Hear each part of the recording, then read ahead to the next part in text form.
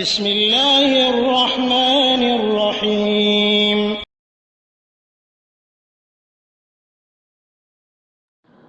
ওয়ালাইকুম আসসালাম ওয়া রাহমাতুল্লাহি ওয়া বারাকাতুহু।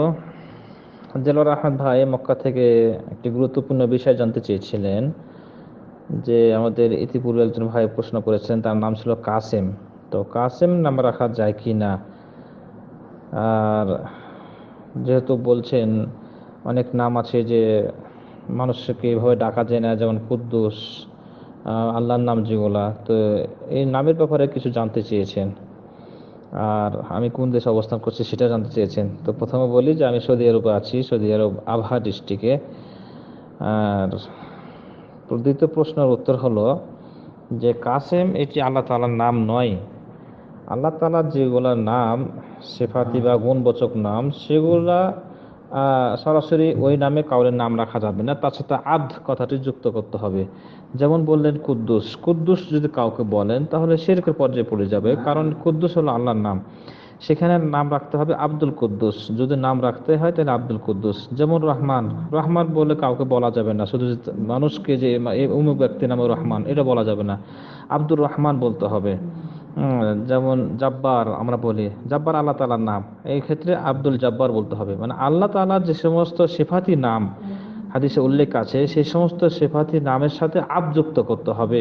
মানে আব্দুল জাব্বার, আব্দুর রহমান, আব্দুর রহিম, আব্দুল করিম, এভাবে আব কথা যুক্ত হবে।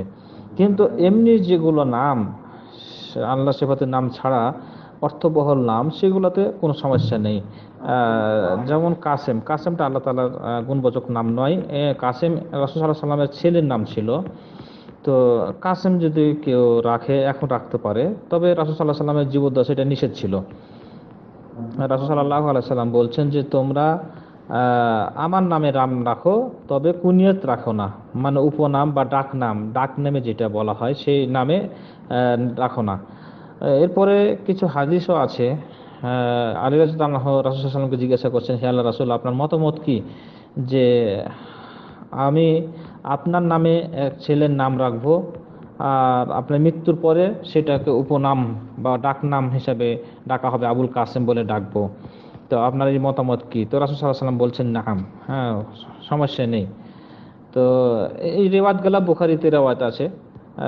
আবু দাউদ, আবু ইমাম আহমদ হাদিসগুলো বর্ণনা করেছেন। তো বুখারীর রেওয়ায়তেই আছেন যে রাসূল সাল্লাল্লাহু আলাইহি ওয়াসাল্লাম বলছেন যে তোমরা আমার নামে নাম রাখো, কিন্তু আমার কুনিয়তে বা উপনামে ডাকো না। একটা হাদিস আছে, বুখারীর রেওয়ায়তে বলা হয়েছে যে এক বাজারে এক ব্যক্তি ডাকতেছে ইয়া আবুল কাসেম। তো রাসূল সাল্লাল্লাহু আলাইহি ওয়াসাল্লাম মনে করছে আমাকেই মনে হয় ডাকতেছে, এই কারণে তিনি ঘুরিয়ে তাকালেন এবং বললেন। তো সেই ব্যক্তি বলছে, হে আল্লাহ রাসূল, আপনাকে ডাকিনি, অমুক ব্যক্তিকে ডাকা হয়েছে, ডেকেছি। তো রাসূল সাল্লাল্লাহু আলাইহি ওয়াসাল্লাম বলছেন যে আমার উপনামে বা আমার ডাক নামে তোমরা কারোর নাম রাখো না। তো এই যে এই নিষেধটা রাসূল সাল্লাল্লাহু আলাইহি ওয়াসাল্লামের জীবদ্দশায় নিষেধ ছিল, কিন্তু মৃত্যুর পরে যেহেতু এখন কেউ কাসেম কারোর নাম রাখে, আর তার বাবাকে বলা হয় আবুল কাসেম, মানে কাসেমের বাবা, তাহলে কোনো সমস্যা নেই। এটা রাসূল সাল্লাল্লাহু আলাইহি ওয়াসাল্লামের জীবদ্দশাতে নিষেধ ছিল, কিন্তু মৃত্যুর পরে নিষেধ নয়। কারণ হলো এটা জানে রাসূলের সাথে নাম সাদৃশ্য না হয়ে যায়। আবুল কাসেম বলে ডাকবেন, তখন রাসূলের মনে করুন যে আমাকে ডাকতেছে আর অন্যজনকে ডাকবেন, তো একটা মানে একটা বেয়াদবি ধরনের একটা ভাব হয়, এই কারণে তখন নিষেধ করা হয়েছে। কিন্তু এখন নিষেধ নয়। আর এটা রাসূলের গুণ বা আল্লাহ তাআলার গুণবাচক নয়, নাম নয়, কারণ এই যে কাসেম ডাকা যাবে না। যদি কারোর নাম এখন কাসেম রাখেন তো রাখতে পারেন, মুহাম্মদ যদি রাখেন রাখতে পারেন, কোনো সমস্যা নেই। আল্লাহু আলাম, জাযাকাল্লাহু খাইর, বারাকাল্লাহু ফিক।